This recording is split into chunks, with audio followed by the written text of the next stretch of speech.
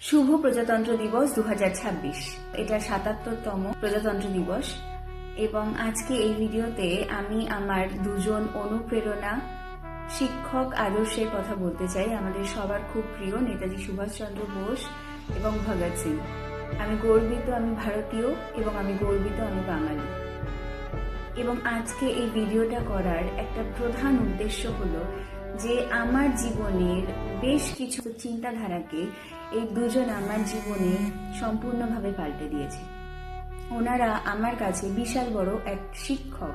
আমরা সবাই শুনেছি চোরের মায়ের বড় গলা, কিন্তু যখন আমি এনাদেরকে দেখেছি তখন আমি বুঝেছি যে ইংরেজরা যখন আমাদের উপর অত্যাচার করছিলেন, অন্যায় করছিলেন এবং আমাদের দেশের সমস্ত সম্পদ চুরি করছিলেন, তখন কিন্তু তারা কখনো জোর গলায় বলেননি যে আমরা চুরি করছি। নেতাজি সুভাষচন্দ্র বোস, ভগৎ সিং, রাজগুরু আরো অনেকে আছেন।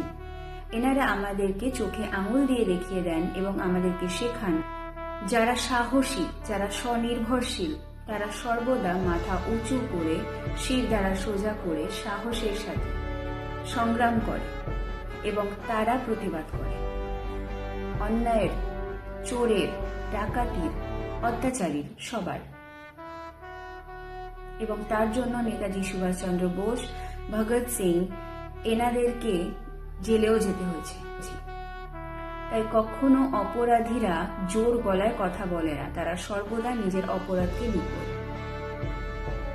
আমি আমার জীবনে আমার এই দুজন আদর্শ শিক্ষক এবং অনুপ্রেরণার কাছ থেকে যেটা শিখেছি আমি আপনাদের সাথে সেটা শেয়ার করলাম আজকে প্রজাতন্ত্র দিবসের দিন। স্বাধীন ভারতেও কোথাও না কোথাও এই ধরনের কিছু প্রবাদ বাক্য, চিন্তাভাবনা আমাদের আজও কোথাও না কোথাও বন্দি করে রেখেছে। তাই আজও হয়তো সবাই অন্যায়ের প্রতিবাদ করতে চায় না, চুপচাপ থাকে, অন্যায়ের সাথে আপোষ করে যায়। আমি গর্বিত যে আমি আমার এই দুজন মহান শিক্ষক আদর্শ এবং অনুপ্রেরণার দেখানো পথ অনুসরণ করে চলেছি, যেটা আমাকে সর্বদা এই সমস্ত অপরাধের থেকে বাঁচিয়েছে। আমি ধন্য। আশা করি আপনাদের ভালো লাগবে এবং কোথাও না কোথাও আপনাদেরকে নতুন একটি চিন্তাধারা দেখাবে।